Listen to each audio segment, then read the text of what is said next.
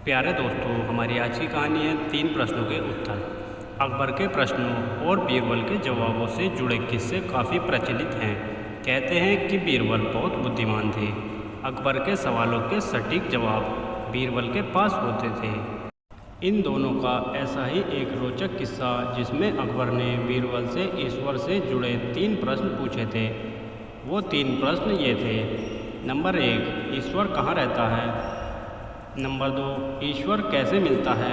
Number 3, ईश्वर करता क्या है? जब अकबर ने ये प्रश्न पूछे तो बीरबल बहुत अचंभित हुए और उन्होंने कहा, इन प्रश्नों के उत्तर वह कल बताएंगे। यह कहकर बीरबल अपने घर लौट आए। बीरबल इन प्रश्नों को लेकर बहुत चिंतित थे। बीरबल के पुत्र ने चिंता का कारण पूछा तो बीरबल ने अकबर के 3 प्रश्न बता दिए।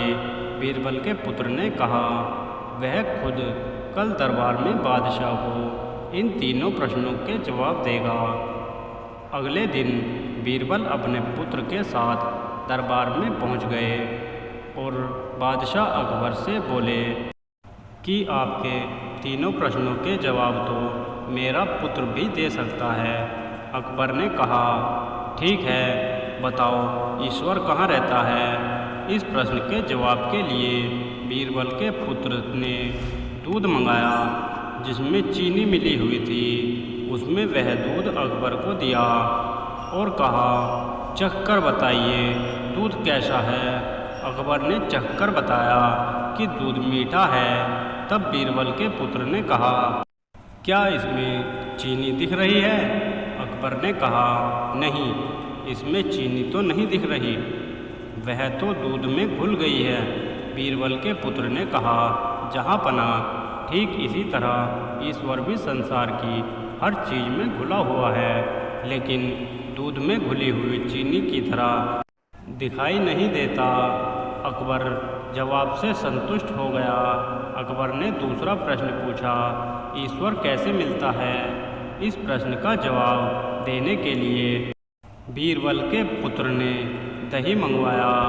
बीरबल के पुत्र ने अकबर को दही देते हुए कहा, जहाँ पना, इसमें मक्खन दिखाई दे रहा है। अकबर ने कहा, दही में मक्खन तो है, लेकिन दही मथने पर ही मक्खन दिखाई देगा। बीरबल के पुत्र ने कहा, जी जहाँ पना, ठीक इसी प्रकार ईश्वर भी मन का मंथन करने पर ही मिल सकते हैं। अकबर इस जवाब से भी संतुष्ट हो गया। अकबर ने तीसरा प्रश्न पूछा, ईश्वर करता क्या है? बीरबल के पुत्र ने कहा, जहाँ पना, इस प्रश्न के जवाब के लिए आपको मुझे गुरु मानना होगा। अकबर ने कहा, ठीक है, अब से तुम मेरे गुरु और मैं तुम्हारा शिष्य हूँ। बीरबल के पुत्र ने कहा, गुरु हमेशा ऊंचे स्थान पर बैठता है और शिष्य हमेशा नीचे बैठता है। अकबर तुरंत ही अपने सिंहासन से उठ गया और बीरबल के पुत्र को सिंहासन पर बैठाकर खुद नीचे बैठ गया।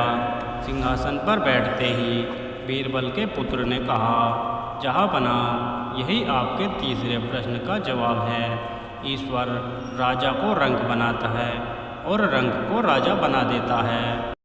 अकबर इस जवाब से भी संतुष्ट हो गया। प्यारे दोस्तों, यहीं पर हमारी कहानी समाप्त होती है।